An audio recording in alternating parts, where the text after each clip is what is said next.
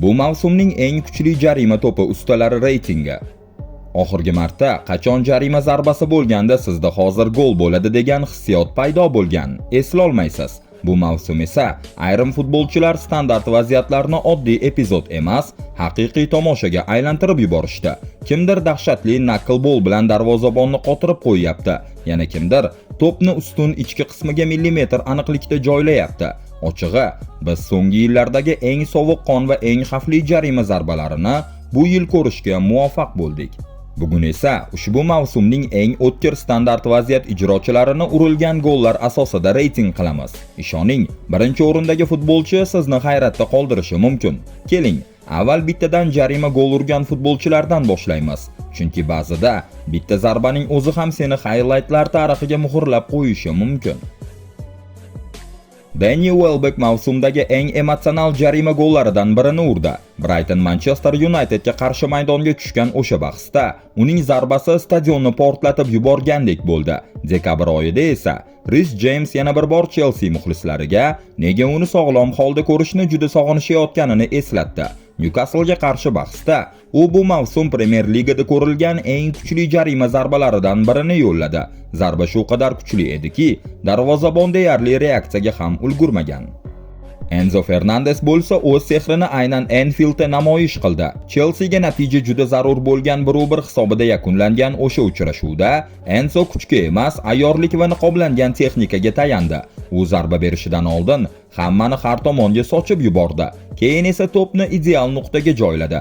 Kevin De Bruyne esa A seriyada o'z izini qoldirish uchun ko'p kutib o'tirmadi. Avgust oyida Napoli safida Sassuologa qarshi 2-0 hisobidagi g'alabada u klassik KDB uslubidagi jarima golini urdi. Past trayektoriya, mukammal aniqlik va havoni ushlashga majbur bo'lgan darvozabon.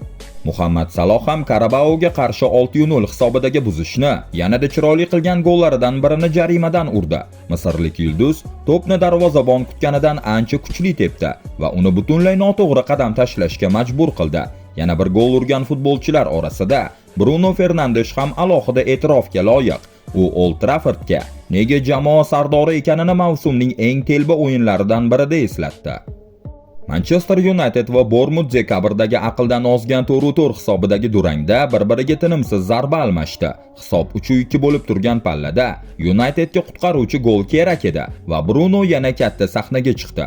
Uning imzo uslubi hisoblangan burama va keskin zarbasi devorni ideal tarzda aylanib o'tib darvozaga kirib ketdi. Shuningdek, Arda Gülerning Bavariyaga qarshi urgan jarima golini ham albatta strategik va aqlli zarba sifatida eslab o'tish kerak. Endi esa reytingning yuqori pog'onalariga ko'tarilamiz. Bu yerda jarima zarbalari tasodif emasligini, balki haqiqiy qurolga aylantirgan futbolchilar joy olgan. 4-o'rinda 2 gol bilan Marcus Rashford. Uning mavsumi to'liq qayta tug'ilish bilan o'tdi. Barselonadagi ijara davrida Rashford faoliyatidagi eng muhim jarima gollaridan birini urdi desak mubolag'a bo'lmaydi. El Clasico, La Liga taqdim etadigan eng katta sahna. Barselonaga chempionlik uchun g'alaba kerak bo'lgan o'sha bahsning 9-daqiqasida Rashford jarima nuqtasi oldiga keldi va bosimni his qilmagandek zarba berdi. Natija to'p darvozaga kirib ketdi va stadion portladi. Bu Barselonaning so'nggi 14 yil ichidagi ilk El Clasico jarima goli bo'ldi. Aynan o'sha zarba keyinchalik 2-0 hisobidagi g'alabaga va Blaugrananing chempionligiga yo'l ochib berdi. Yanvardagi Kopengagenga qarshi Chempionlar Ligasi bahsida urgan goli esa butunlay boshqa uslubda edi. 4-1 hisobida yakunlangan o'yinda Rashford bu safar kuch emas, noto'g'ri o'rnatilgan jonli devor va nazoratga tayandi. Rashford bundan ham chiroyliroq jarima gollarini avval ham urgandi, ammo aynan Madriddagi o'sha gol uning eng katta sahnalarga tegishli futbolchi ekanini yana bir bor isbotlab berdi. 3-o'rinda esa 3 gol bilan mavsumning eng kutilmagan standart vaziyat ustalaridan biri Anton Shtach joy oldi. Uning oxirgi jarima goli Aston Villaga qarshi 1-1 hisobidagi durangda urildi. Ko'pchilik uzatma bo'ladi deb o'ylagan kuchli zarba esa oxirgi pallada keskin trayektoriyasini o'zgartirib, Shtachni yangi xavfli standart vaziyat ustasi sifatida hammaga tanitdi. Bungacha esa u dekabr oyida Crystal Palace'ga qarshi 4-1 hisobidagi g'alabada ancha nazoratli va sovuqqon zarba bilan yuqori burchakni nishonga olib, raqibning comeback qilish umidlarini butunlay yo'qqa chiqargandi. Bu mavsumdagi ilk jarima golini esa sentyabrda Wolverhamptonga qarshi 3-1 hisobidagi g'alabada urgan. Bir qarashda oddiy tuyuladigan texnika ortida aslida soatlab qilingan mashg'ulotlar yotgani yaqqol bilinardi. Vaqt o'tishi bilan himoyachilar bitta narsani tushunib yetishdi. Shtafga jarima maydoni yaqinida hatto 1 metr bo'shliq qoldirishning o'zi ham xavfga aylangandi. Yana 3 ta gol bilan ro'yxatda Julian Alvarez ham bor. Ammo uning eng esda qoladigan lahzasi mavsumning eng katta uchrashuvlaridan biri Madrid derbisida yuz berdi. O'yin emas, haqiqiy demolitsiya, ya'ni yo'q qilish. Atletico o'sha kecha Real Madridni 5-2 hisobida parchalab tashladi. Alvarez esa 2 ta gol urdi. Jumladan, uzoq yillar esda qoladigan fantastik jarima zarbasini ham. Eng qizig'i, bu Atleticoning Real Madridga qarshi so'nggi 17 yil ichidagi ilk to'g'ridan-to'g'ri jarima goliga aylandi. Zarbada haqiqiy texnik gibrid mujassam edi. Biroz knuckleball, biroz burama. U to'pni butsasining ichki qismi bilan biroz yonlama urib, oxirgi soniyalarda keskin pastlash effektini hosil qildi. Thibaut Courtois esa bu vaziyatda mutlaqo ojiz qoldi.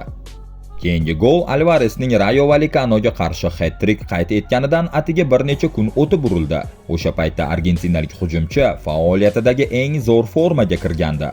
U aslida mavsumdagi hisobini avgust oyidayoq Espanyolga qarshi 2-1 hisobidagi mag'lubiyatda ochgan. O'sha gol kuchdan ko'ra aniqlikka asoslangan edi. Keyinchalik esa Chempionlar Ligasi chorak finalining birinchi o'yinida Barselonaga qarshi 2-0 hisobidagi g'alabada yana katta sahnaga chiqdi. Bu safar uning minimal yugurib kelishi va to'pning oxirgi palladagi keskin pastlashi Alvarezning zamonaviy universal forvardga aylanganini ko'rsatdi. Ya'ni, u deyarli har qanday usulda gol ura oladi. Endi esa top 2 ga yetib keldik va aynan shu joydan reyting yanada qiziqarli tus oladi. Chunki ikkala futbolchi ham mavsumni 5 tadan jarima goli bilan yakunlagan. Alejandro Grimaldo. U allaqachon 2 mavsumdan beri Bundesliga darvozabonlari uchun haqiqiy dahshatga aylanib ulgurgan. Grimaldoning eng yorqin performanslaridan biri sentyabr oyida Bayer Leverkusen va Eintracht Frankfurt o'rtasidagi bahsda kuzatildi. Bu yangi murabbiy Kasper Hüllmannning ilk o'yini edi. Grimaldo 3-1 hisobidagi g'alabada 2 ta jarima golini urdi va so'nggi 10 yildan ortiq vaqt ichida Bundesligada bir o'yinda 2 ta to'g'ridan-to'g'ri jarima gol urgan ikkinchi futbolchiga aylandi. Birinchi zarbada to'p devor ustidan ideal tarzda aylanib o'tdi. Ustunga tegib qaytdi va sakragan darvozabonga tegib darvozaga kirib ketdi. Ikkinchi gol esa yanada dramatik edi. Qo'shimcha daqiqalarda Leverkusen maydonda 9 kishi bo'lib qolgandi. Shu vaziyatda Grimaldo yana jarima tepdi. Bu safar zarba kuchliroq edi, ammo uning o'ziga xos uslubi hisoblangan keskin burilish effekti yana o'z ishini qildi. Jamoadoshi Patrik Schick bir paytlar shunday degandi: Grimaldoning jarima zarbalarini tepishi xuddi penalti tepishga o'xshaydi, ammo ispaniyalik futbolchining o'zi hamon kamtar. U barcha muvaffaqiyatini mashg'ulotlardagi mehnat bilan bog'laydi va Cristiano Ronaldo, Gareth Bale hamda Juninho kabi afsonalarni o'ziga ilhom manbai sifatida ko'rsatadi. Keyinroq esa Chempionlar Ligasida Kopengagenga qarshi 2-2 hisobidagi durangda yana jarimadan gol urdi. Bu safar Grimaldo kuchga emas, sof aldamchi texnikaga tayandi. U darvozabonning joylashuvini shu qadar aqlli o'qigandiki, zarba berishidan oldin ham ustunlikka ega edi. Paderbornga qarshi kubokdagi 4-2 hisobidagi g'alabada esa yanada murakkabroq vaziyatdan gol urdi. Burchak ancha noqulay edi va to'pni darvozaga joylash uchun maksimal darajadagi burama talab qilinardi. Ammo Grimaldo yana uddaladi. Mart oyida Freiburgga qarshi aqldan ozgan 3-3 hisobidagi o'yinda u mavsumdagi 5-jarima golini urdi. O'sha zarba haqiqiy knuckleball edi. To'p devor ustidan o'tib oxirgi soniyada trayektoriyasini keskin o'zgartirib, darvozaning yuqori qismiga kirib ketdi. Aynan shu gol orqali Grimaldo o'sha pallada Yevropaning top 5 ligalaridagi barcha futbolchilarni ortda qoldirdi, ammo reytingning birinchi o'rnida turgan futbolchini emas. Bu mavsumning eng xavfli jarima ustasi nomi Dominik Szoboszlai. Vengriyalik yarim himoyachi Trent Alexander-Arnold Real Madridga ketganidan keyin Liverpoolning asosiy standart vaziyat ijrochisiga aylandi va ortiga umuman qaramadi. Hammasi avgust oyida Arsenalga qarshi Anfielddagi bahsda boshlandi. Juda tarang o'tgan o'yinda hisob uzoq vaqt ochilmadi, ammo 83-daqiqada Soboslay taxminan 30 metrdan shunday jarima zarbasi yo'lladiki, stadion portlab ketgandek bo'ldi. Mashhur jurnalist Mark Ogden bu golni Premyer Liga tarixidagi eng buyuk jarima gollaridan biri deb atadi. Steven Gerrard esa Soboslayning o'ziga bo'lgan ishonchini alohida maqtadi, chunki o'sha vaziyatda Muhammad Saloh ham to'p oldida turgandi. Ammo Soboslay zarbani o'zi ijro etishga qaror qildi va mas'uliyatdan qo'rqmadi. Arsenalga qarshi o'sha gol bir zumda ikonaga aylandi. Lekin bu hali boshlanishi edi xolos. Manchester Cityga qarshi bahsda Liverpool 2-1 hisobida yutqazgan bo'lsa-da, Soboslay 35 metrdan dahshatli knuckleball yo'llab, to'pni ustunga tekkizgan holda darvozaga kiritdi. Shundan keyin internet Ronaldoning 2000-yillar oxiridagi mashhur jarima texnikasi bilan taqqoslashlarga to'lib ketdi. Tottenhamga qarshi 1-1 hisobidagi durangda esa u yana 25 metrdan fantastik gol urib, Liverpoolni mag'lubiyatdan qutqarib qoldi. Bu uning Premier Ligadagi mavsum davomida urgan 4-jarima goli edi. Eng qizig'i, Liverpool safida bir mavsumda hech kim 2001-2002-yildan beri buncha ko'p jarima gol urmagandi. Bournemouthga qarshi dramatik 3-2 hisobidagi mag'lubiyatda ham Soboslay yana sahnaga chiqdi. Muhammad Salohning aqlli pasi unga ideal burchak yaratib berdi va Dominik pastki burchakka raketa yo'lladi. Ammo ehtimol uning eng aqlli jarima goli Marselga qarshi Chempionlar Ligasi bahsida urilgan bo'lsa kerak. Liverpool uchun juda muhim bo'lgan 3-0 hisobidagi g'alabada Soboslay oddiy kuch yoki texnikaga emas, taktik tayyorgarlikka suyandi. U to'pni devor tagidan o'tkazib gol urdi. Sababi Marsel devor ostida yotadigan futbolchini qo'yishni unutgandi. Bu detalni Liverpool murabbiylari shtabi o'yin oldi tahlillari vaqtidayoq payqagan. O'yindan keyin Soboslay shunday degandi: "Agar devor ortida hech kim yotmasa, menda imkon bo'lishi mumkinligini aytishgandi."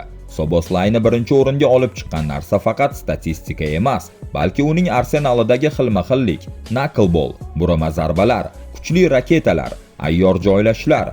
Ba'zi gollar devor ustidan o'tadi, ba'zilari devor yonidan, bittasi esa devor tagidan. U deyarli barcha jarima texnikalarini mukammal o'zlashtirib bo'ldi. Eng muhimi esa, bularning barchasini eng katta sahnalarda amalga oshirdi. Bu mavsum Yevropa futbolida jarima zarbalari bo'yicha haqiqiy master-klass bo'ldi. Ammo yakunda bitta ism hammadan balandroq turibdi. Dominik Soboslay, Liverpoolning yangi standart vaziyatlar qiroli. Xo'sh, sizningcha hozir jarima zarbasi bo'lsa to'p oldiga kim kelishini istardingiz? Fikringizni izohlarda yozib qoldiring.